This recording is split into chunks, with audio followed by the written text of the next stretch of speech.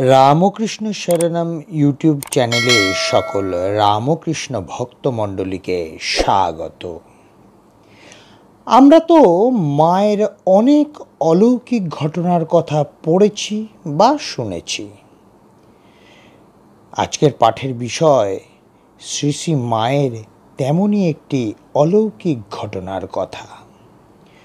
জননীং শারদাং দেবীং রামকৃষ্ণম জগদ্গুরুম পাদপদ্মে তয়ো শ্রিত্বা প্রণমামি মুহুর্মুহু। রাতের পরিবেশে গ্রামের একটি খড়ের ছাউনি দেওয়া ঘরের মধ্যে এক মা তার কিশোর সন্তানকে নিয়ে ভীষণ উতলা হয়ে পড়েছে। কদিন ধরেই ছেলের এমন জ্বরের প্রকোপ দেখা দিয়েছে যে জ্বর কিছুতেই কম হবার উপক্রম হচ্ছে না। গ্রামের কবিরাজকে দেখানো হয়েছিল, কিছু ঔষধ দিয়েছিল, কিন্তু তা যে ঠিক মতন কাজ করছে না মাটি তা বেশ বুঝতে পারছে। তা না হলে জ্বরের প্রকোপ কমছে নাই বা কেন? যদি কাজ করত তাহলে তো এই জ্বরের প্রকোপ আর বাড়ত না। তাই কবিরাজ মশাই বলেছিলেন, যদি জ্বর না কমে তাহলে শহরে গিয়ে কোনো হাসপাতালে দেখাতে। কিন্তু এই অবস্থায় কি করেই বা ছেলেটিকে নিয়ে যেতে পারা যায়? একা একজন মেয়ে মানুষ হয়ে শহরে গিয়ে চিকিৎসা করাবেনি বা কী করে? প্রথম তো শহরের পথ তার জানা নেই, আর দ্বিতীয়ত গ্রামেতে অন্য কেউই এগিয়ে আসেনি এই বিপদের সময়। তাই সে বড় একা। কিন্তু সবার আগে সে তো একজন মা। তাই একমাত্র ছেলের এমন অবস্থায় মা যে আজ দিশেহারা। পাগলের ন্যায় রুক্ষ শুষ্ক মলিন বেশ, অনবরত চোখের জল ঝরছে, আর সেই অবস্থায় একমাত্র সন্তানের সেবা করে চলেছে। ঘন ঘন মাথায় জলপট্টি দিয়ে মাথায় হাত বুলিয়ে দিয়ে জিজ্ঞেস করছে, বাবা খুব কষ্ট হচ্ছে কি? আর কষ্ট। ছেলের সংজ্ঞা প্রায় লোপই পেয়েছে। প্রলাপ বকতে আরম্ভ করেছে। অজানা আশঙ্কায় বুক যেন কেঁপে ওঠে মায়ের।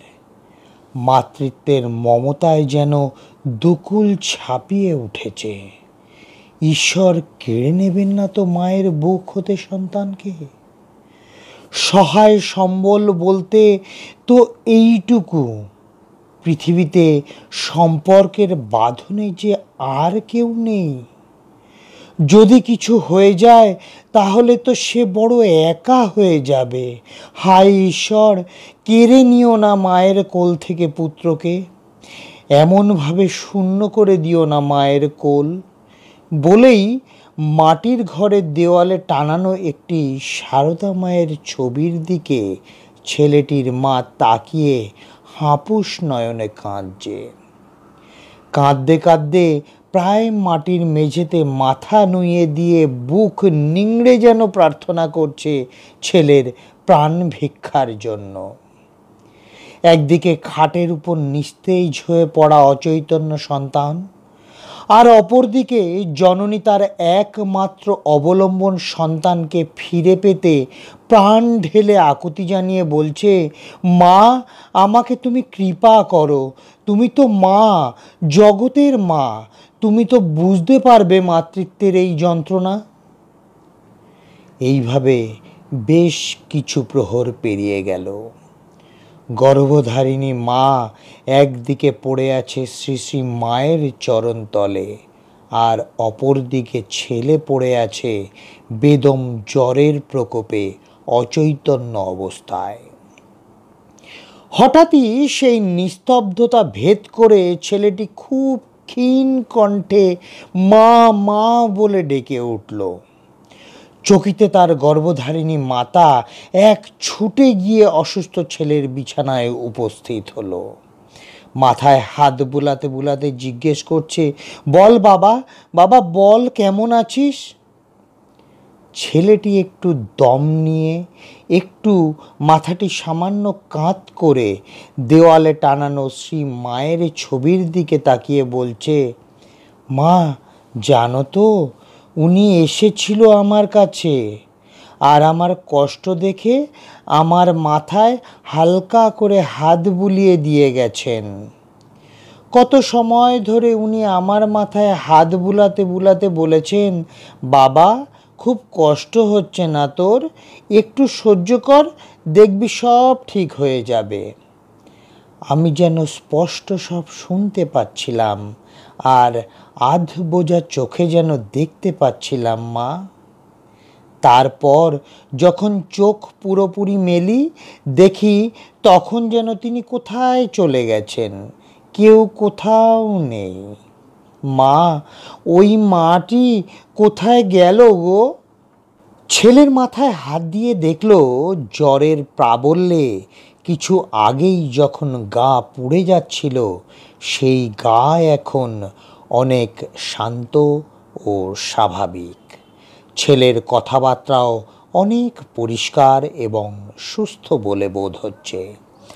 জননীর বুঝতে বাকি নেই যে স্বয়ং জগন্মাতাই আবির্ভূতা হয়ে তার কোলের সন্তানকে নবজীবন দান করে গেছেন, তার বুকের ধনকে রক্ষা করেছেন, কোলকে শূন্য হতে দেননি। তিনি যে বিশেষভাবে কৃতজ্ঞ শ্রী শ্রী সারদা মায়ের কাছে।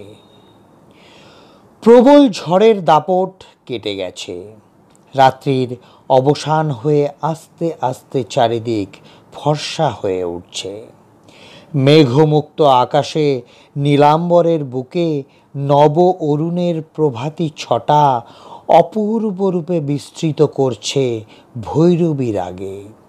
কোথাও দূর থেকে বৈরাগী বাবার কণ্ঠে ভেসে আসছে অত্যন্ত সুমধুর কণ্ঠে মায়ের গানের কিছু কথা।